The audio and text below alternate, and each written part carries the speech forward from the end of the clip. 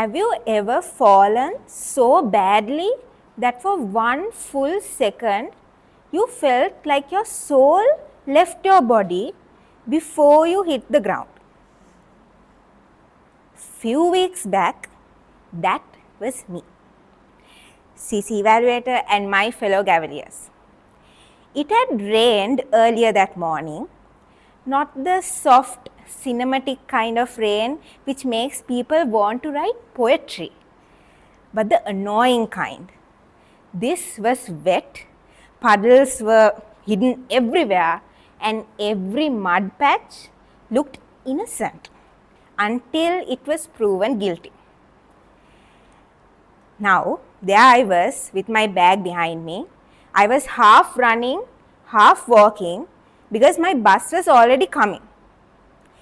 And trust me, I truly believed that I could make it. So, I took one confident step forward and my body betrayed me. I slipped backwards, my hands flew, my bag went in one direction, my dignity, I can't even see it, and I was flat on the pavement.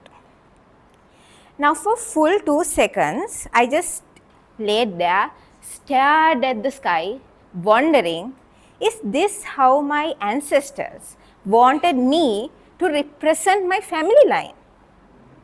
And my first thought wasn't even the pain.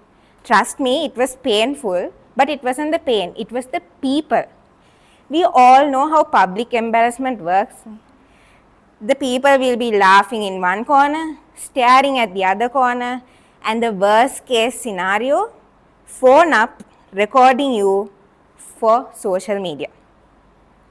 But before I could even sit up properly, this old man who was walking in the pavement, he rushed towards me, knelt beside me and asked, "Puta, are you okay?"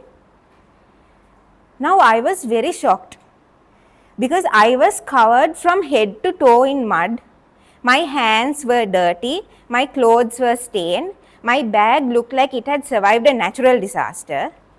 And at that point, I probably looked less like an undergraduate who was studying applied microbiology in the Faculty of Science, University of Colombo, but probably like a kid who was very careless and had a wrestling match with the ground.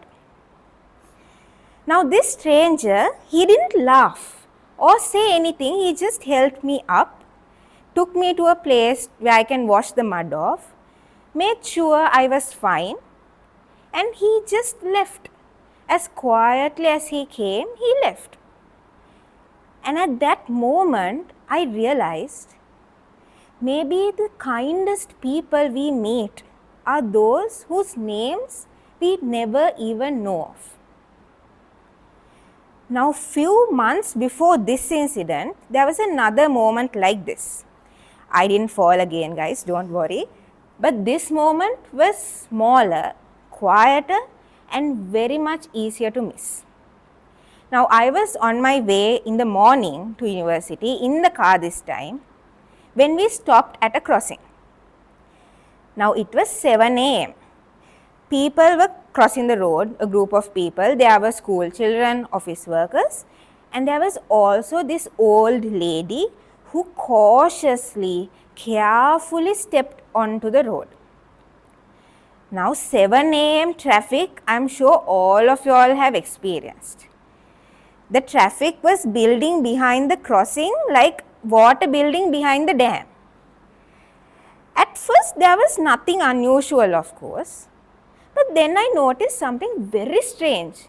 This 15-year-old boy, he was obviously very healthy, but he was walking very slowly, slower than all the students and even slower than the old lady herself. Now I was like, what is he doing? Is he in another world? Is he dreaming of something? It's 7 a.m. Come on child, go to school fast. But after few seconds, I realized what was actually happening. He was doing it on purpose. He was purposely staying behind the old lady, quietly, protectively to make sure she didn't cross the road on her own. And the most amazing thing about this moment was he wasn't even looking around to make sure others were watching him. He didn't want to be seen. He was just quietly staying behind without getting noticed, just to make sure she crossed the road safely. And once she was on the other side, he quickly ran to school. This entire thing probably lasted 30 seconds, although I took like 2 minutes to explain. And probably no one noticed, but I did, and I have never forgotten it. We live in a world today where cruelty spreads like wildfire, anger dominates conversations, bad news is very loud. So it's very easy for all of us here to think kindness is disappearing from the society. But to be honest, I don't think kindness disappears. We simply stop noticing it. Because true kindness, it's not loud. It doesn't look for praise. It doesn't expect thanks or gratitude. Nothing. It's quiet. It's like a stranger helping a very careless, muddy kid on the road. Or it's like a schoolboy who is slowing down his steps to make sure the old lady crossed the road safely. And the most beautiful thing of these two moments were, neither of them wanted praise or applause or anything. And honestly, that is the person I want to become someday. Not a person who is remembered for grand achievements or hundreds of academic qualifications or millions of awards. No. I want to be remembered as a person who chooses to care even at small moments.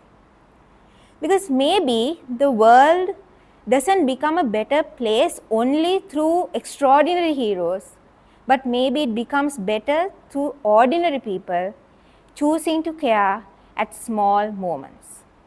Over to you, host.